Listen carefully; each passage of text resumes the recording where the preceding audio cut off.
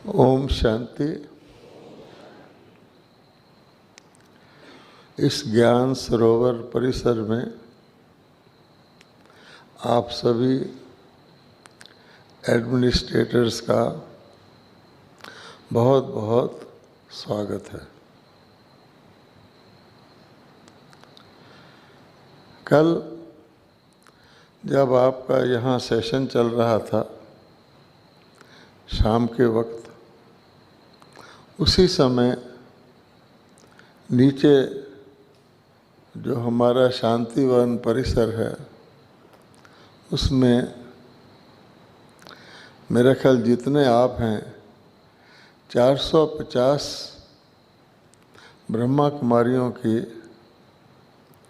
समर्पण समारोह चल रहा था। 450 ब्रह्मा कुमारियों का दिव्य अलौकिक समर्पण समारोह चल रहा था। सब सोचते हैं या पूछते हैं कि आखिर इस विश्वविद्यालय का नाम ब्रह्मा कुमारी क्यों है और इसमें ब्रह्मा कुमारियाँ टीचर्स क्यों हैं और इनका इस जो विद्या यहाँ सिखाई जाती है, ज्ञान दिया जाता है, उसका इनसे क्या कनेक्शन है। तो सबसे पहले ये बात नोट कर लीजिए कि भारत के अंदर माता का बहुत महत्व है।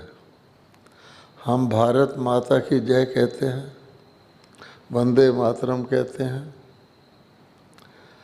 गौ को माता कहते हैं, गंगा को माता कहते हैं, गीता को माता कहते हैं। तो 2 बार साल में हम नवरात्रि मनाते हैं। उसके पीछे भाव क्या है? तो फर्स्ट चीज़ ये है कि बिना माता के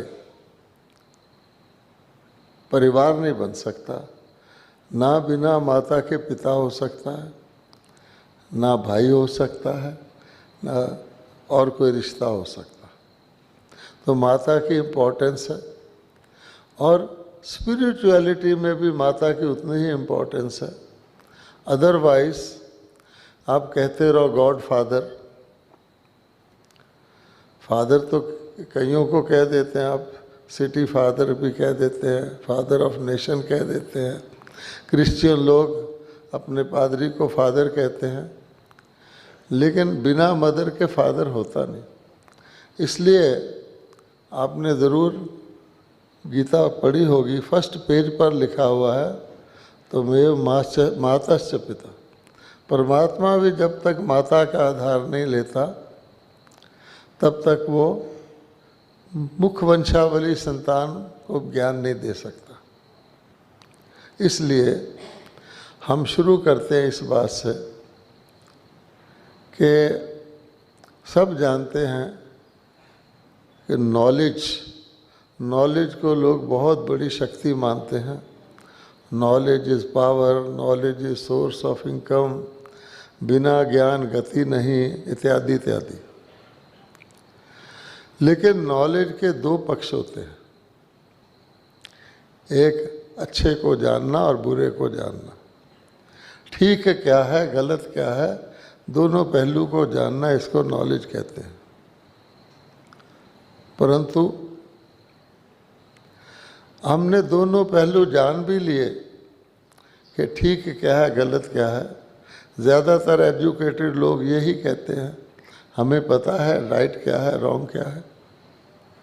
इससे बियॉन्ड हमें जानने की क्या ज़रूरत है। लेकिन राइट और रॉन्ग को जानना एक बात है और फिर रॉन्ग को ना करना और राइट को करना दूसरी बात है। आज क्लासिक स्टेटमेंट सबका यही होता है, मैं ये करना तो चाहता हूँ पर हो नहीं पाता, मैं ये करना तो नहीं चाहता था लेकिन हो गया।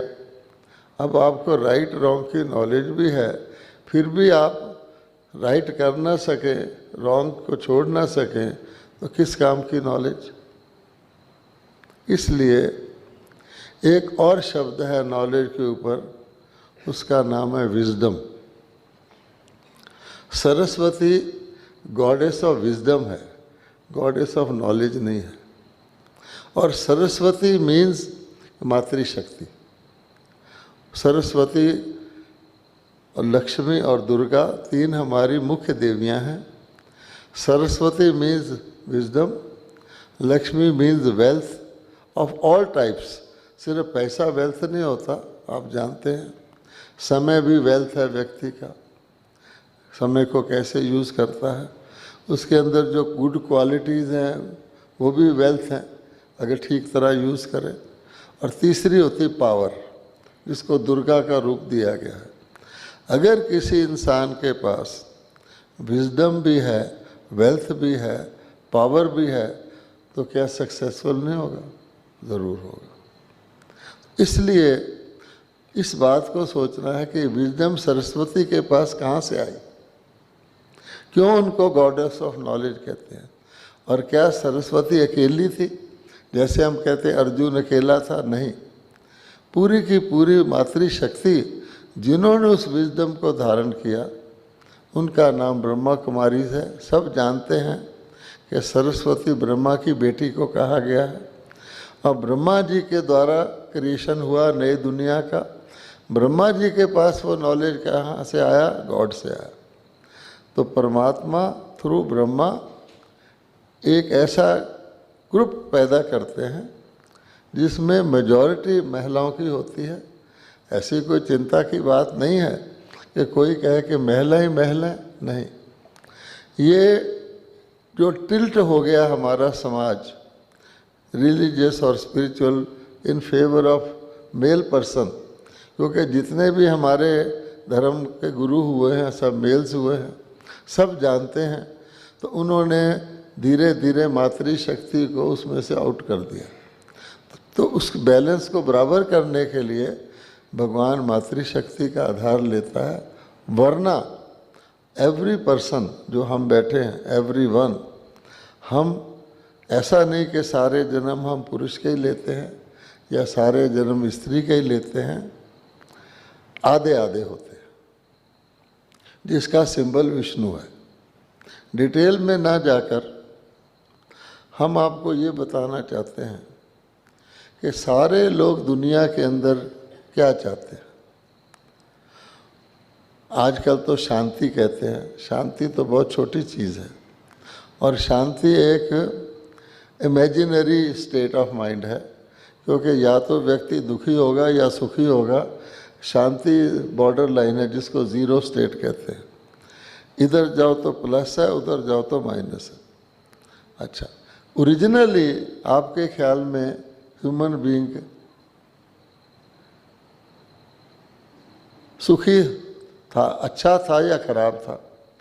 तो खराब शब्द हमेशा अच्छे की भेंट में आता है। जब अच्छा नहीं रहता तो उसको हम खराब कहते हैं। आज दुनिया की हालत बिगड़ गई कहते हैं, तो ओरिजिनली तो बिगड़ी हुई नहीं होती। इसलिए ब्रह्मा कुमारी ये बताती हैं कि हम सब तभी सुखी रह सकते हैं अगर सारे विश्व के अंदर एक ही जैसा दृष्टिकोण होगा, एक ही जैसी समझ होगी। और सब पहले तो अपने आप को एक कॉमन फैक्टर डिनोमिनेटर हो जिसके आधार पर हम एक दूसरे को कॉमन समझ सकें कि हम क्या हैं। और वो कॉमन डिनोमिनेटर वैसे तो भारत का नारा है वासुदेव कुटुंबकम, यूनिवर्सल ब्रदरहुड, लेकिन वो नारा ही है। क्यों? कि हम डिवाइडेड हैं कंट्री के हिसाब से, रेस के हिसाब से, बहुत सारे तरीके से। तो कॉमन डिनोमिनेटर परमात्मा ने हमको बताया है और उसको हमने धारण किया है, वो है आत्मा। आप सब जानते हैं फर्स्ट लेसन ऑफ गीता क्या है?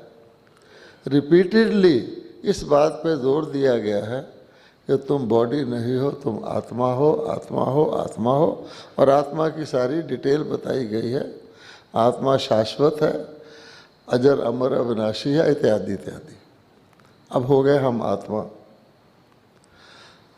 परम पिता हो गया परमात्मा, परम पिता स्पिरिचुअल सुप्रीम फादर, और हम हो गए soul. Spirituality means I am a soul.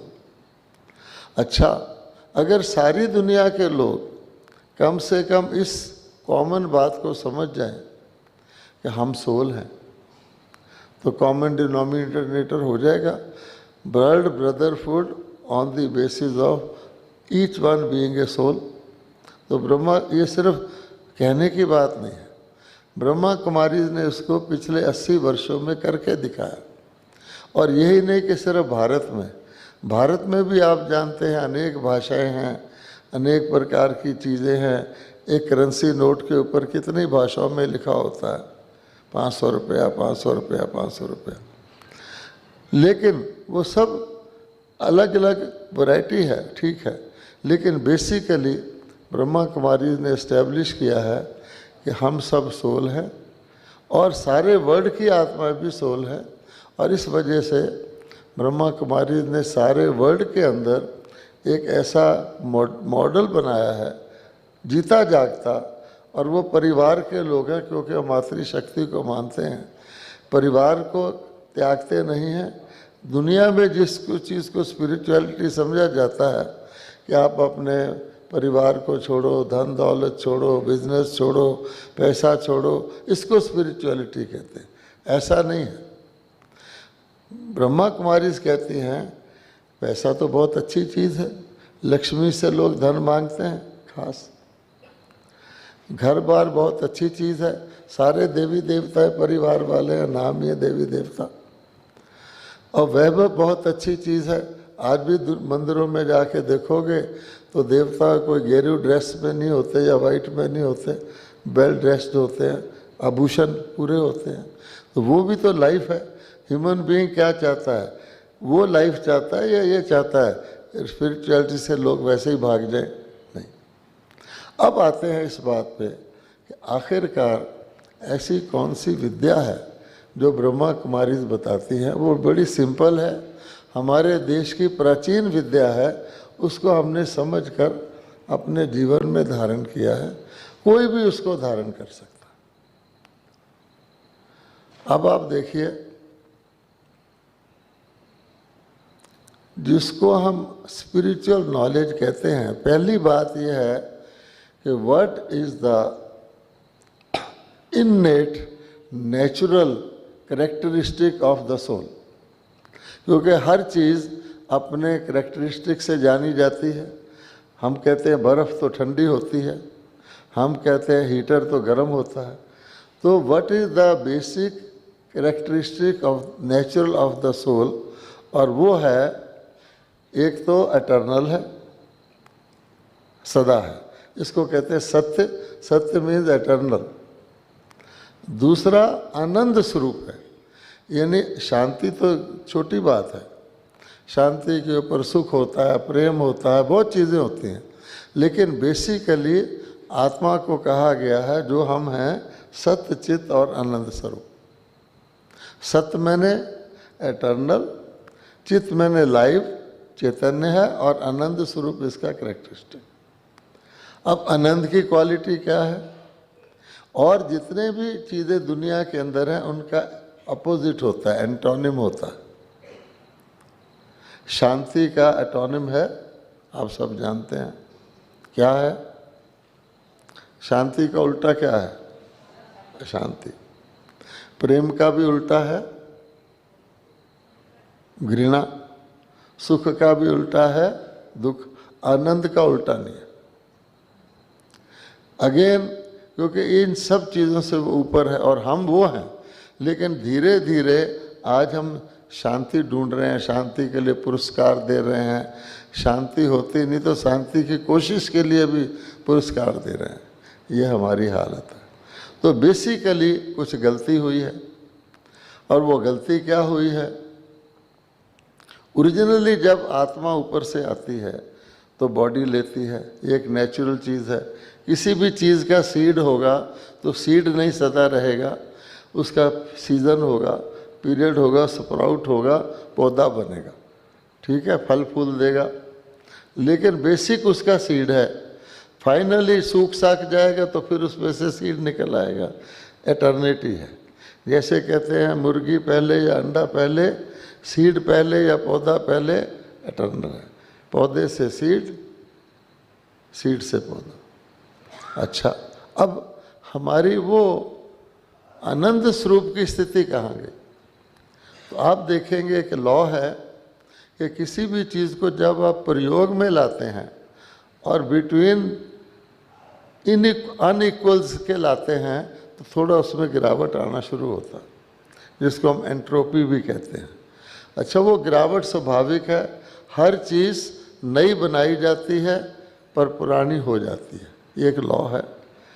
नई बनाई जाएगी, पुरानी बनाई नहीं जाएगी, लेकिन पुरानी भी होगी। काफ़ी समय तक हम सोल रहे, बॉडी को एज ए टूल यूज़ किया, एज ए मीडियम यूज़ किया, सुखी रहे। बीच में आकर, क्योंकि हम बहुत जन्म बॉडी के थ्रू लेते रहे, बॉडी दिखती है, बॉडी हम समझते हैं आँखें देख रही हैं, कान सुन रहे हैं, क्योंकि ऐसा सेंस ऑर्गन्स है। हाफ वे थ्रू अपने इस यात्रा के हमने अपने आप को बॉडी मानना शुरू कर दिया। अब कोई ड्राइवर अपने आप को कार मानना शुरू कर दे, व्हाट विल हैपन?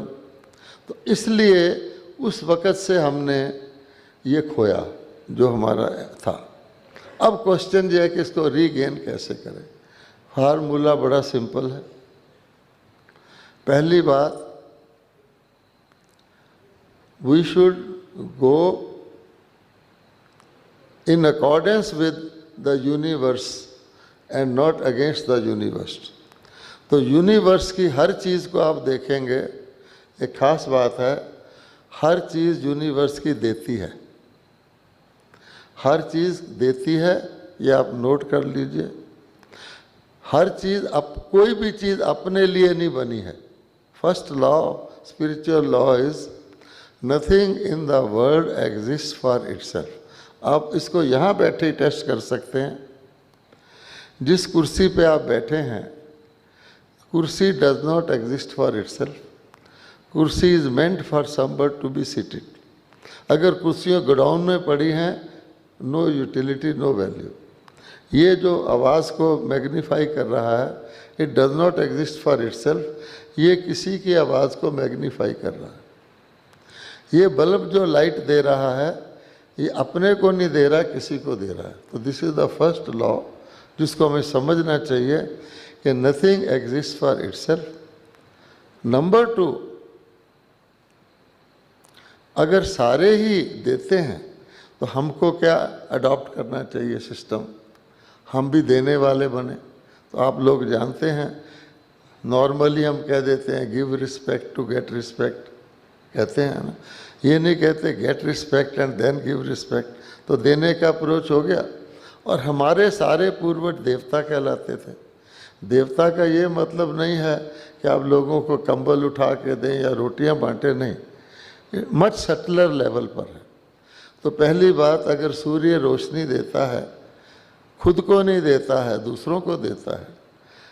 सागर पानी देता है, दूसरों को देता है। हम तो भारत में कहते हैं कि नदी अपना जल नहीं पीती, पेड़ अपना फल नहीं खाते, रेगुलर कहते हैं। तो हमें पहली अप्रोच ये जीवन में रखनी चाहिए, when everything in the universe is giving, even a house is giving, it is meant for living of people.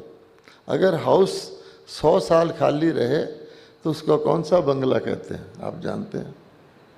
तो इसका मतलब है वो हाउस अपने लिए नहीं बना हुआ। तो हमको फर्स्ट चीज़ ये अडॉप्ट करनी चाहिए, जैसे सारे यूनिवर्स में है, गॉड को तो लोग देने वाले कहते हैं, कि we should have a to give approach. Simple होगी बात। तो हम we will be in consonance with the universe.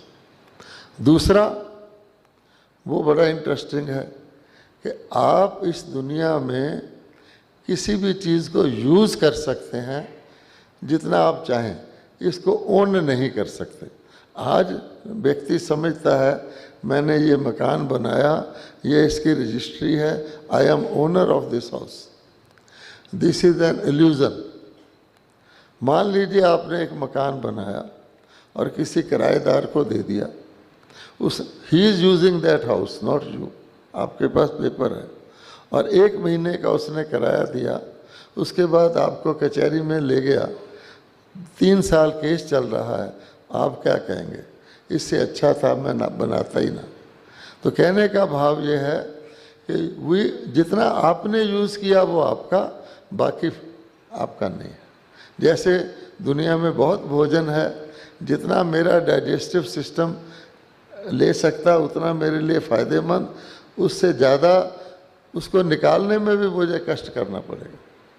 अच्छा, तीसरी बात क्या है? तीसरी बात यह है कि मियर acquisition of requisites of well being does not make you happy.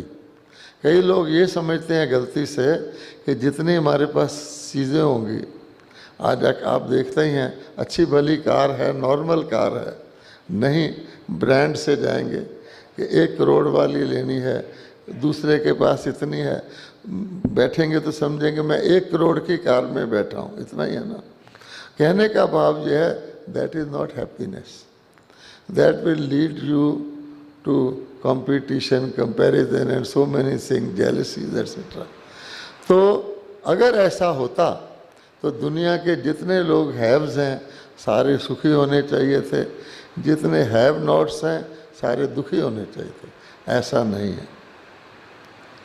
एक जर्मन का टीवी वाला बॉम्बे के स्लम एरिया में गया और जो वहाँ बच्चे होते हैं अनकेम्प्ड चिल्ड्रन, ना नहाया है ना कुछ है, उसका वो टीवी ले रहा था। तो एक देशभक्त ने उसको पकड़ा, तुम भारत की गरीबी को अपने देश में दिखाना चाहता है? उसने कहा नहीं। तो क्या किस लिए ले रहा है? उसने कहा इनके चेहरे पर मुस्कुराहट है, इनके पास कुछ भी नहीं है। मेरे देश में लोगों के पास सब कुछ है पर वो मुस्कुराते ही नहीं है। What is the reason of that? There is something beyond acquisitions, वो मैं दिखाना चाहता हूँ। तो हमें भी ये सीख लेना चाहिए, हम इस ट्रैप में ना पड़ें कि हम ज़्यादा चीज़ें ले लेंगे तो हम सुखी हो जाएंगे, बल्कि that becomes a burden. I will give you simple example.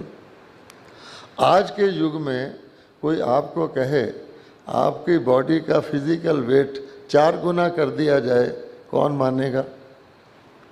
कोई मानेगा कि मेरा वेट 4 गुना कर दिया जाए? कोई नहीं मानेगा। ठीक है। अगर किसी को कहा जाए आपका धन 4 गुना कर दिया जाए, फिर सब मान जाएंगे। हालांकि वो भी लोड है, वो भी लोड है, वो दिखता है, वो नहीं दिखता। तो कहने का भाव क्या हुआ, ये सिस्टम ही ऐसा बना हुआ है जिसमें हर चीज़ का रेशो प्रोपोर्शन है। और डॉक्टर आपको बता देगा आपका ब्लड लेकर इसमें मैग्नीशियम थोड़ा सा कम है, एक जरा से रेशो का मैग्नीशियम सारी बॉडी के सिस्टम को चेंज कर सकता है। आपका क्रेटिनिन बढ़ा हुआ है। तो जब ये हालत है तो जीवन में हम ये सोचें किसी चीज़ को ज़्यादा ले लें या किसी को कम कर दे, प्रॉब्लम होगा। इसलिए ब्रह्मा कुमारी ने सिंपल बात बताई है। पहली बात, हम सोल को यहाँ पर ब्रह्मा कुमारी में सोल, आत्मा को ही महत्व दिया जाता है, आत्मा को ही महत्व दिया जाता है। आत्मा के बारे में फर्स्ट डे और लास्ट डे तक जितना कोई समझ जाए उतना उसके लिए अच्छा है। क्यों?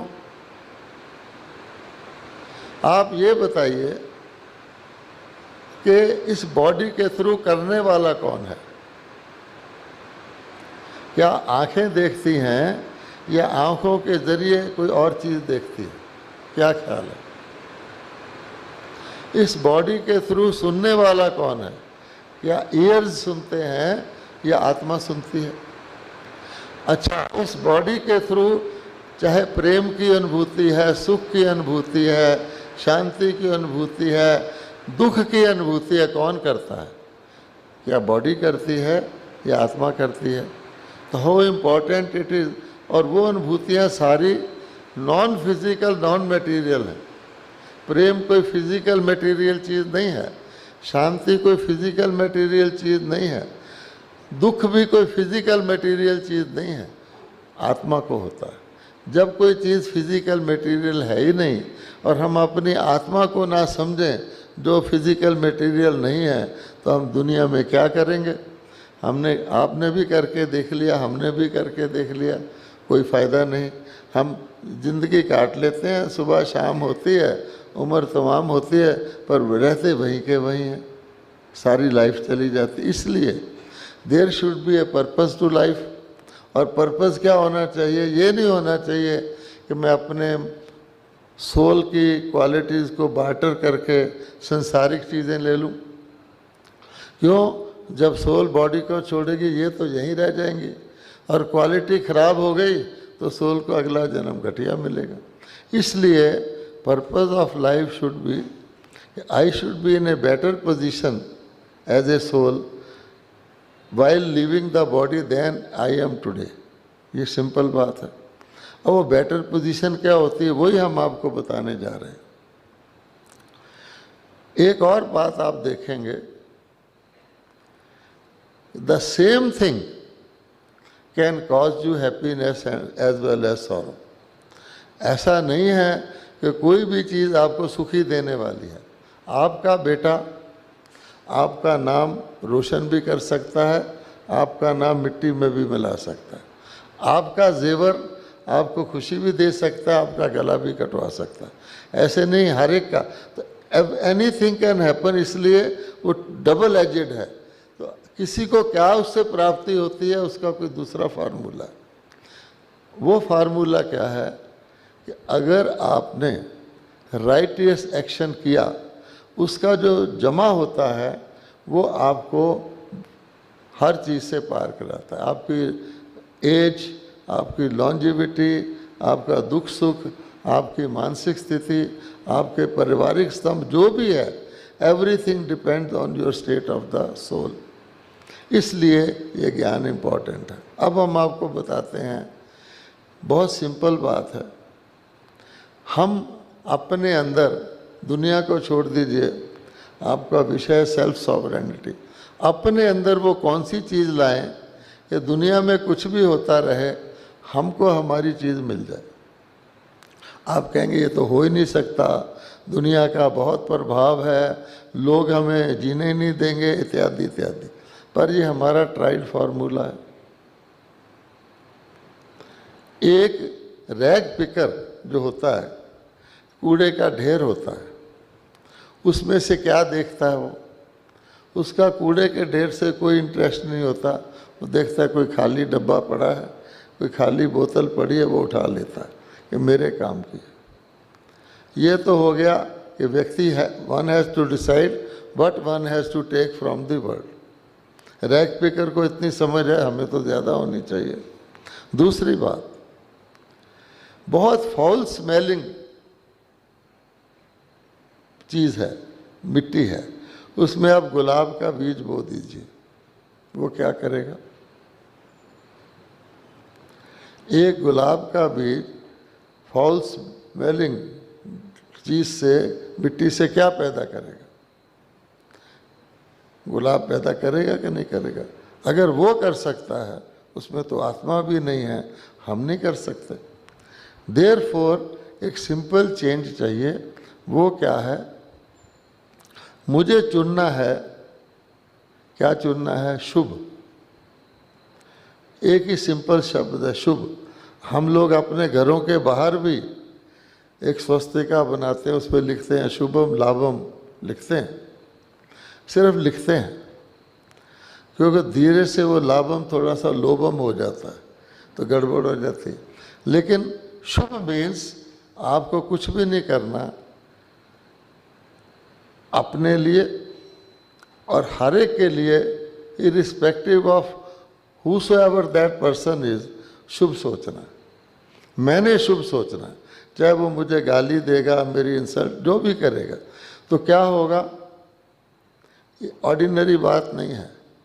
हम भक्ति में गाते थे, दो तुझको कांटा बोए उसको बो तू फूल, गाते थे और उसका रीज़न भी देते थे। क्यों?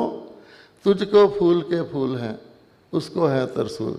जो जैसा करेगा, हम अपने मन में, मेरा मन है मैं उसको साफ रखना चाहता हूँ, दूसरा कोई बुराई है मैं उसकी बुराई को मन में क्यों ले आऊँ? अब मैंने अपने मन को साफ करने की कोशिश कर रहा हूँ, खुश रखने की कोशिश कर रहा हूँ, और उसकी बुराई मेरे अंदर आ जाएगी, फिर वही नॉलेज हो जाएगा अच्छे बुरे का, तो हम मिक्स हो जाएगा। इसलिए शुभ भावना और शुभ कामना, ये ब्रह्मा कुमारी का मंत्र है। हर एक के लिए भगवान भी ऐसे ही करता है, ऐसे नहीं करता कोई चोर आ जाए, कोई डाकू आ जाए तो उसको मर्सी, गुस्सा आता है, ये रॉन्ग क्यों हो गया? भगवान कहता है टर्न इट, गुस्से को बदल के रहम कर लो, मर्सी कर लो। तो सिंपल फार्मूला है, शुभ भावना शुभ कामना रखने से अपने अंदर, और सदा शुभ ही सोचने से और देने का भाव रखने से, आप देखिए आपकी लाइफ में ट्रांसफॉर्मेशन आ सकता। अब रह गई बात, अगर कुछ लोग इसमें काफ़ी, अगर ख़राब दुनिया में आप रहते हैं और आपको अच्छे रहना पड़ता है, तो ये कोई सदा काल की चीज़ नहीं हो सकती कि जी जल में कमल रहो, ख़राब लोगों में अच्छे रहो, नहीं। इसके लिए आवश्यक है क्रिटिकल नंबर ऑफ अच्छे लोग पैदा हो जाएं, तो पूरे लोग ख़त्म ही हो जाए। इसलिए भगवान ने क्या कहा हुआ है कि पहले तो अच्छे लोग चाहिए मुझे, और अच्छे लोग कंडीशंस के अंदर अच्छे बन के रहें। तो ये ब्रह्मा कुमारी क्या कर रही है, दुनिया तो है, वो तो है ही, सारी चीज़ें हम पर भी लागू होती हैं। अगर अर्थक्वेक आएगा हमारे लिए भी आएगा। हम फिज़िकल में तो जाते ही नहीं, क्योंकि वैसे भी हमने शरीर छोड़ना है, और हर व्यक्ति ने अपने जो जो उसने अपनी बनाई है डेस्टिनी उसके अनुसार छोड़ना है, उससे हम कंसर्न नहीं रखते। फ्यूचर को हम बेटर कर सकते हैं। एक तो ये बात है, हम फ्यूचर को बेटर कर सकते हैं। फ्यूचर को बेटर केवल जानने से नहीं कर सकते, यदि मुझे पता लग गया ऐसे करो, शुभ भावना रखो, आप करके देखिए, नहीं रख पाएंगे। इसलिए comes the role of God almighty. जो लोग परमात्मा को याद करते हैं, क्या करते हैं? कहते हैं विषय विकार मिटाओ पाप हरो देवा, मैं मूर्ख खल कामी कृपा करो भरता, प्रभु जी मदद करो। उसको बड़े आर्गूमेंट देते हैं, बड़ी बड़ी चीज़ें कहते हैं उसको कि आप तो पापियों को तारने वाले हो, है ना। तो आत्मा को बल चाहिए, सिर्फ नॉलेज नहीं चाहिए। और आत्म बल जो है वो परमात्मा से योग लगाने से आता है। तो वो जो गीता में कहा गया है कि पिछला फ्लो आपका, पिछला जो ट्रेंड है जो हमने बनाया हुआ है, कई प्रकार के एडिक्शंस का, हैबिट्स का, जिसको हम संस्कार कहते हैं, आप कुछ करना भी चाहेंगे तो संस्कार आपको घसीट कर वहाँ ले जाएगा जो आप करते आए। तो संस्कार परिवर्तन के लिए पहले तो स्ट्रॉन्ग विल, मन बनाएं, फिर परमात्मा आपको मानसिक शक्ति दे, तब आपका संस्कार परिवर्तन हो। तो यहाँ पर ये बताया जाता है कि और सारा कुछ सेकेंडरी है, ऑटोमेटिकली ठीक हो जाएगा। आप हेल्थ के लिए डॉक्टर के पास जाएं, हेल्थ के लिए अलग तरफ जाएं, वेल्थ के लिए दूसरे काम में जाएं, हैप्पीनेस की और कहीं ढूंढें, ऐसा नहीं। वास्तव में हैप्पीनेस इटसेल्फ इज हेल्थ। खुशी जैसा क्या कहा जाता है, खुराक नहीं है। हैप्पीनेस इटसेल्फ इज वेल्थ, खुशी जैसा खजाना नहीं है। तो हम कहते हैं कि पहले हेल्थ आए फिर वेल्थ आए, ये होगा नहीं। खुशी कैसे आएगी? अगर आप राइटियस एक्शन करेंगे। तो हम सब जानते हैं कि 5 खराबियां हमारे अंदर जब से हमने अपने आप को बॉडी मानना शुरू किया है वो आ गई हैं, और गीता में उसी का वर्णन है, काम क्रोध लोभ मोह और अहंकार। भगवत गीता को पढ़ लीजिए, IAS लोगों को तो पढ़ाई जाती है, आप पढ़ लीजिए, काम क्रोध लोभ नरक के द्वार हैं, कहा गया। गीता का लास्ट श्लोक है, मैं नष्टो मोहा हो गया हूँ, अब मुझे स्मृति आ गई है अपने आत्मा की। तो इसलिए ये यहाँ की विद्या है ब्रह्मा कुमारीज की, और ये tested and tried in the laboratory of life है। इसमें कोई भी व्यक्ति हो, क्योंकि सबके अंदर आत्मा है, किसी भी स्टेटस का हो, बीमार हो, बूढ़ा हो, महिला हो, लेटा हुआ हो, वो भी ये योग कर सकता है, जो गीता में कहा हुआ है। बाकी उस योग के नाम पर आजकल बहुत से योग प्रसिद्ध हैं, ना तो उनका कोई मतलब निकलता। योग मैंने जोड़ना, भगवान ने कह दिया है कि मन को मेरे में लगाओ तो मैं तुम्हें शक्ति दूंगा, जिस योग की अग्नि से तुम्हारे पिछले संस्कार भस्म होंगे, पिछले संस्कार भस्म होंगे। आगे को टू गिव अप्रोच रखेंगे, सबका भला सोचेंगे, तो आपको यहाँ ही चेंज फील होगा। और परमात्मा कहते हैं चिंता नहीं करो, पाप का घड़ा जब भरता है, भरकर फूटता है, और अब वो घड़ा भी भर गया है। ये भी हमको मैसेज मिला हुआ है। अब ये दुनिया इस रूप से बहुत ज़्यादा नहीं चलेगी, इसका परिवर्तन होना है, और उसकी निशानियाँ आप देख रहे हैं। शास्त्रों में कहा हुआ है कि यादवों ने अपने पेट से अर्थात बुद्धि से मिसाइल्स, मूसल निकाले थे। शास्त्र में मूसल है, यहाँ मिसाइल्स है, जिससे उन्होंने अपने कुल का नाश किया था।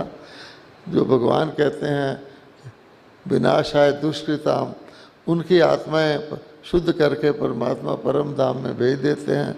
अच्छे लोग सतयुग और त्रेता में रहते हैं, चक्कर रिपीट होता है, ये वो समय। यही ब्रह्मा कुमारी का मैसेज है। हम लोगों ने इसको जिया है और बहुत खुशी रहती है। एक होता है सुख, एक होता है अति इंद्रिय सुख। आपको इसमें इंद्रियों की ज़रूरत नहीं है, शरीर आपका कैसा भी हो, फिर भी आपकी आत्मा प्रफुल्लित प्रसन्न रहे। आप दूसरों को भी ये मैसेज दे गॉड का, तो आपको खुशी रहेगी। तो सारे बी के आप घूम कर देख लीजिए। खास विशेषता इस संस्था की क्या है? आज के युग में एक परिवार के 4 रिश्तेदारों का भी मत आपस में नहीं मिलता, आप सब जानते हैं। यहाँ पर कोई रिश्तेदार नहीं है फिजिकल, लेकिन जो स्पिरिचुअल आत्मा भाई भाई है, उसका ऐसा बॉन्ड है। कहीं जाकर देख लीजिए, हर एक संसारिक रिलेशन से ज़्यादा स्नेह रखता है, और बड़ी खुशी से, कोई ड्यूटी नहीं करता है यहाँ, बड़ी खुशी से काम करता है, उसको उससे कुछ मिलता है। तो वो कला आप भी सीख सकते हैं। ब्रह्मा कुमारी में कोई डोनेशन फिक्स नहीं किया गया, कोई चंदा नहीं मांगा जाता है। सिंपल है कि परमात्मा जिसके ऊपर जिसका हो, उसको इन चीज़ों की तो आवश्यकता ही नहीं। प्रकृति आपकी दासी हो जाएगी, समय आपका दास। इस सॉवरेनिटी का मतलब क्या होता है? सेल्फ सॉवरेनिटी का, कि हम अपने इंद्रियों के मालिक हों। मैं आपको एक डेफिनेशन बता देता हूँ, जो सेल्फ सॉवरेन की है और जो सेल्फ सॉवरेनिटी खोने पर है आज, वो 2 डेफिनेशंस हैं।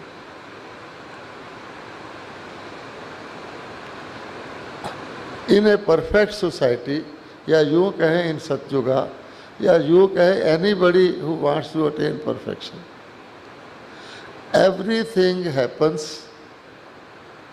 at the right time, at the right place, in the right manner. एक भी फैक्टर में गड़बड़ नहीं होगी।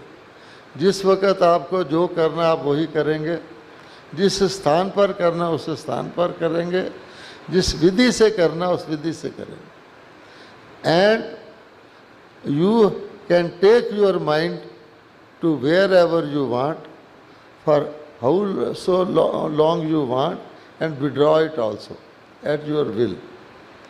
और आज की स्थिति क्या हो गई है? वो तो वो स्थिति थी। आज की स्थिति क्या है? Anything can happen to any one, any time, anywhere. आज की ये स्थिति है, कंट्रोल ही नहीं है। और माइंड जहाँ आप लगाना चाहेंगे वहाँ नहीं लगेगा, और सब जगह लगेगा। ये भी आज की खूबी है। इसको हमने चेंज करना है। जो अपने बेसिक रिसोर्स को ही व्यक्ति कंट्रोल नहीं कर सकता, फिर वो कहे कि मैं फलाने को कंट्रोल कर लूँ, मैं ऑफिस में इसको कंट्रोल कर लूँ, वो दिखावा ही है, सब जानते हैं। आजकल हमने भी 17 लॉन्ग ईयर्स गवर्नमेंट में जॉब किया है। बेटा कह के काम करा लो तो हो जाएगा, अगर नियम से कराओगे तो नहीं होगा। ये है हालत। क्यों? बेटा कहने से फिर भी अगले को आता है कि पारिवारिक फीलिंग दे रहा है।